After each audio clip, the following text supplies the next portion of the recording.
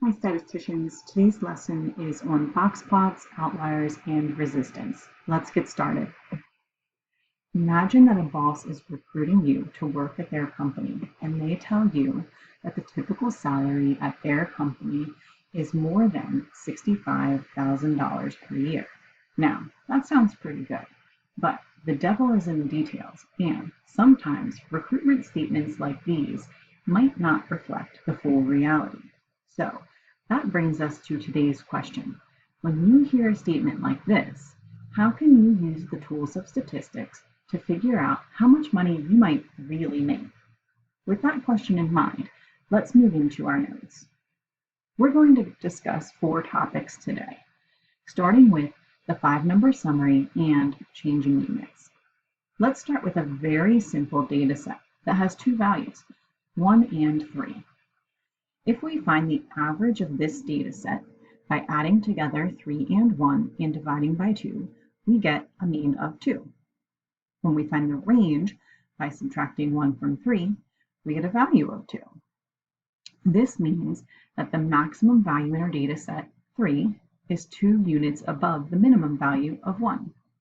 Now, let's imagine that we add 3 units to each value of our data set. When we add 3 units to our minimum of 1, it becomes a 4, and 3 would become a 6. Whereas the mean of our original data was 2, the mean of our transformed data set is now 5.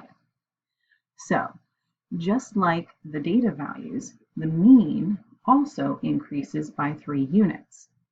Recall that the range of our original data values was 2, and we can see that the range of our transformed data values is also 2. So the range of our transformed data did not change, and this reflects a general point. If you add or subtract the same value or the same constant from all of your data values, it simply shifts by the same amount. This means that the measures of center will shift with it. But the measures of spread will not change because the values will all shift up by that constant amount. The spread will shift along with them and will not change. Now, starting over. Imagine that we go back to those original data points, and this time we multiply every data value by 2. So the original 1 gets multiplied by 2 and becomes a 2, and the original 3 gets multiplied by 2 and becomes a 6. Now, originally our mean was 2, and now our mean is a 4. Notice that pattern. The mean gets multiplied by 2 just like the data values got multiplied by 2. The range used to be 2, now the range is 4. So the measure of center got doubled, and the range also got doubled when the original data values got doubled. So unlike where adding and subtracting only shifted the data points and the center but not the spread, when you are multiplying or dividing, it shifts the data points, the measure of center, and also the spread. Now, let's look at these principles when applied to the data set from our main topic of the lesson, salaries at a company where the boss is trying to recruit you. So this is a small company, it's got 13 employees, and these are their salaries in thousands of dollars, USD. Now, that means that this first employee, the minimum, their 38 represents the employee that makes $38,000. And the 55, that represents an employee that makes $55,000.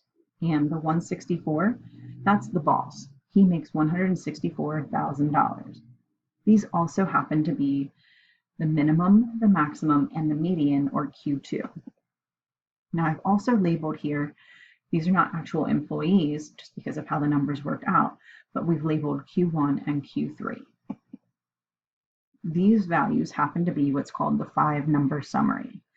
The 5-number summary is the min, the max, the median or Q2, and also Q1 and Q3. Now, let's imagine a different transformation here.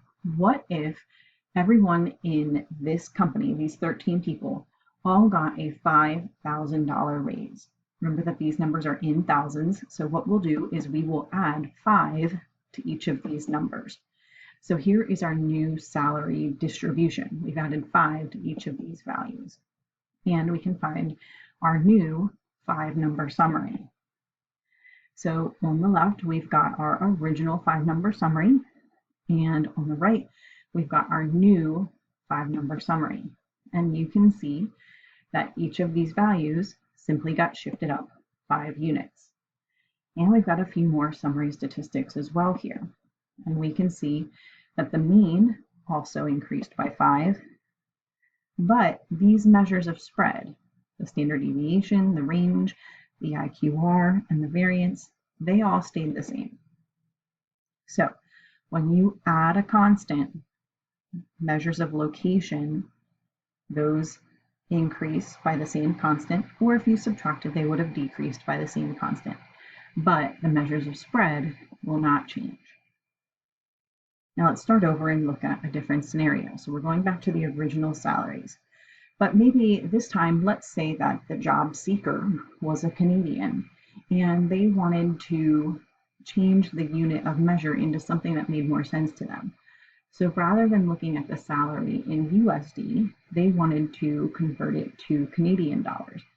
And a US dollar is approximately equal to 1.3 Canadian dollars. So what we're going to do is we're going to take each of these values and multiply by 1.3 to complete that conversion. And that gives us these values here. And we'll find our new 5-number summary again. And again, we've got the left side is our original data values. And on the right side, we've got our converted values where we've converted the salaries into Canadian values. And if we look at our measures of location, our 5-number summary, and we convert them into Canadian dollars, we can see that each of those simply got measured or multiplied by 1.3. Now we've got a new set of summary statistics, mean, standard deviation, range, IQR. And we can see that pattern continue this time. They also got multiplied by 1.3. So each of these values got multiplied by 1.3. And that holds true for everything except for variance. You'll notice that for standard deviation, we did multiply by 1.3, but for variance, that pattern does not hold. Remember, the relationship between standard deviation and variance is that variance is the square of standard deviation. So you actually need to multiply by 1.69. You may be asking yourself, where does that 1.69 come from? Well, it's actually just 1.3 squared. So all of the measures of spread are multiplied by 1.3, except for variance, which is multiplied by the 1.3 squared. That brings us over to outliers. Now, there are a couple of ways to determine outliers, and we want to know maybe this boss here that's making the $164,000, is his salary an outlier? So there are two main methods of determining that. The first one is the IQR method using the interquartile range. And there are outliers that are too large or too small. And we have to determine the upper boundary and the lower boundary to determine if those values are too large or too small. And what you see here on the screen are your formulas. So Q1 minus 1.5 times the IQR is the lower bound. Any value below that is a outlier in the small region. And Q3 plus 1.5 times the IQR, anything above that value are numbers that are too large, and those are outliers. So what we're going to do is go back to our 5-number summary. We've already identified Q1 and Q3. And remember, if we subtract Q1 from Q3, we get our IQR. So 76 minus 46 gives us an IQR of 30, or remember, it's 30,000. And we're going to do 1.5 times 30, and we're going to subtract that from Q1 to find 1 as our lower bound. So that means any number below that lower bound is an outlier. So if we had anyone with a salary of less than 1 or $1,000, they would be a low outlier. We don't have anyone there in our data set, so we have no low outliers. Then we do the same thing with the upper bound. We'll plug in Q3 plus 1.5 times the IQR, and we'll find that anyone above that high upper bound of 121 or 121,000 is an upper outlier. And this time we do have an upper outlier. So that boss that's making more than $121,000, he's making $164,000. He happens to be an outlier. Now, just kind of a note here, you can have more than one outlier. So we had 0 low outliers. In this case, we have 1 high outlier. You could have more than one. Now, there is another method of finding outliers. Rather than using the IQR, you could use the standard deviation. So you do the mean plus or minus 2 times the standard deviation. And if we use that method, we need to know the mean and the standard deviation of our data set. And we will do the mean minus 2 times the standard deviation. And in this case, we get negative 2.9. So if anyone were having their wages taken away from them, so if they were being withheld or garnished, they would be a low outlier. We don't have any negative salaries here, so no low outliers. And if we did the same thing with the other formula, the mean plus 2 times the standard deviation, anyone making more than $133.9 thousand is a high outlier. So that same value again is notated as a high outlier with this formula as well. That brings us on to our next topic, which is box plots. Box plots are a way to visualize your 5-number summary. So going back to our 5-number summary that we identified earlier in the course, we are looking at our box plot and seeing those same 5 values. The box is the middle part of the 5-number summary. The whiskers are the outer part of your 5-number summary, including the outlier. So the 3 lines that make up the box are your Q1, your Q2 or median, and Q3. The whiskers are your minimum and your maximum. However, if you have an outlier, your whisker will only go through the first point that is not an outlier, on the high end or the low end.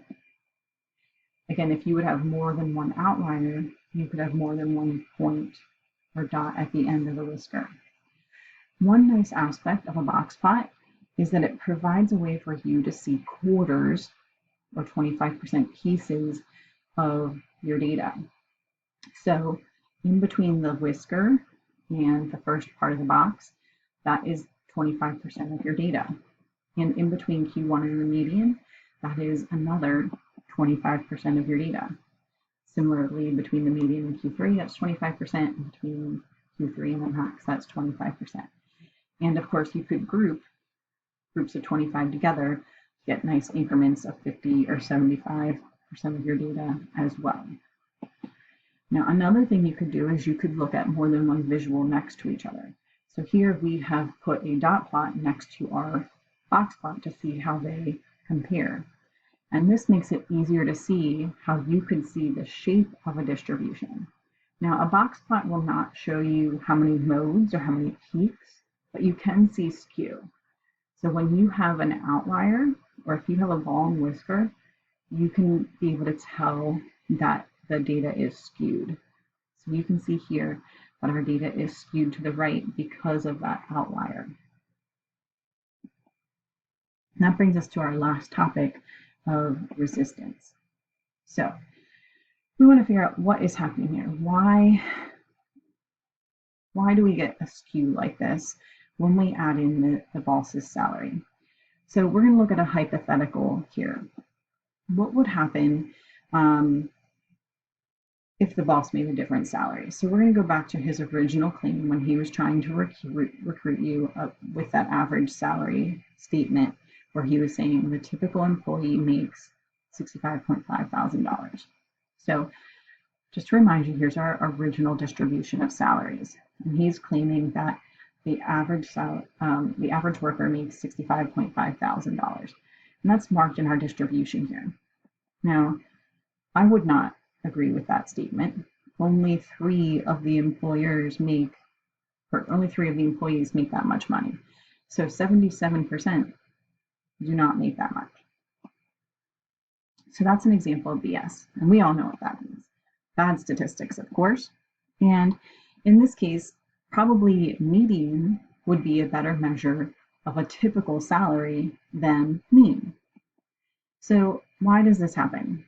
Why is the median so different than the mean? And that happens when we have these outliers. So let's look at what maybe could have happened here. So let's imagine that maybe the boss made $100,000 last year, and then he gave himself a raise to get the 164. And let's look at that difference. So let's look at this old salary distribution before he had the raise. So before the raise, the mean was $60,500 and the median was $55,000. And then after the boss gave himself a raise of $64,000, this is our new distribution. The mean became 65.5 and the median stayed the same at $55,000. So we see that change in the mean, but the median stayed the same. Similarly, we can see what happens to the range, the standard deviation, and the IQR. We can see how the range and the standard deviation changed, but the IQR stayed the same. Now this trait, where the median and the IQR are generally resistant, we call it resistant or robust. They don't change very much when you add in an outlier or even a skew, but the mean, the range and standard deviation do change. We call those non-resistant. And just visually, here's what that would look like. If you had a distribution that was fairly symmetric, the median and the mean would be at approximately the same location, and they would be approximately equal to each other. However, if you have a distribution with a right skew or some unusually high values, the mean gets pulled towards the direction of those unusually high values, and the median kind of stays towards the center. It's more resistant to those values. And if you have the exact opposite of that, if you have a tail on the left, or if you have a left skew with some unusually low values, then the mean gets pulled towards the left. The median stays towards that center value. It's more resistant. So visually, that would be what that looks like. So here's an important takeaway.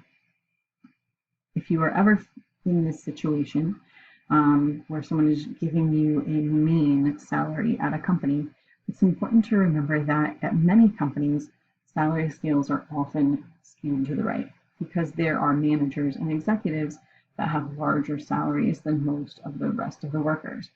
So generally, you would want to ask the company to share their median salary rather than just their mean salary, because that would give you a better picture of the typical pay for that company.